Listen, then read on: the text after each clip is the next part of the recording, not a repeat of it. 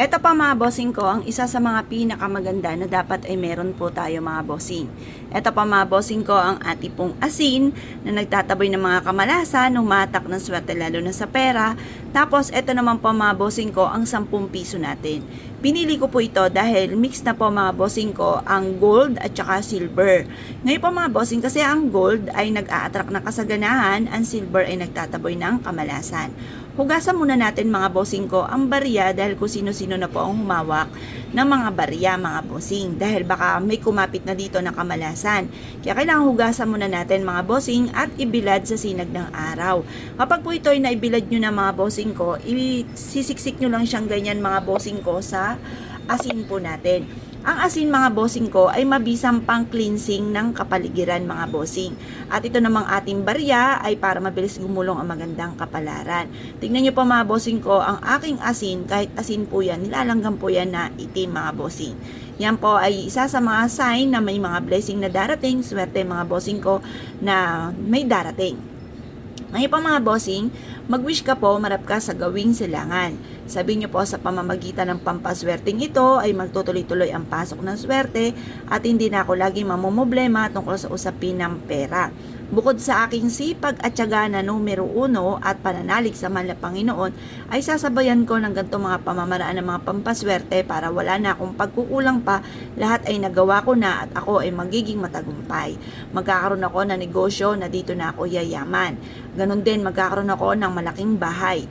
Lagi niyo po tatandaan, kung malaki ang pangarap, ay malaki rin ang pagkayod. Baka naman po napakalaki ng pangarap, tapos konting kimbot lamang ay pagod na. Huwag ka nang umasa kapag ganon ang sitwasyon. Kailangan talaga sipag at tiyaga mga bossing. Ngayon pa mga bossing, bukod sa inyo pong sipag at tiyaga, kasi minsan baka sabihin po ninyo, ba't gagawa pa ako ng ganyan, magsisipag din naman ako. Kasi mga bossing, pinagdaanan ko po, masipag po ako, madiskarte. Lahat na po ay nirakit ko mga bossing ko, pero parang sa walat wala. Dinagdag ko lang po mga bossing kasi parang no choice na ako, wala akong pera noon, wala na akong ibang maisip kung paano ko suswertihin dahil lagi na lang malas. Ang dinagdag ko sa buhay namin na hindi ko inalis ang aking sipag at tiyaga, double time talaga sa pagkayod at hindi ako nakalimot magdasal. Dinagdag ko lang po sa buhay namin ay pampaswerte. At hindi ako makapaniwala sa mga blessing na dumating mga bossing.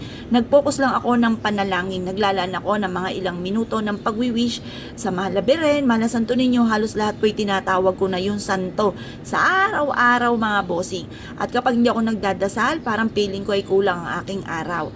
Tapos sinasabayan ko po ng ganito mga bossing, nag-wish ako ng mula sa aking pong puso at ako'y naniniwala na mababago ang takbo na aming pamumuhay. At yun nga po mga bossing, maraming blessing na dumating na hindi ko rin inaasahan.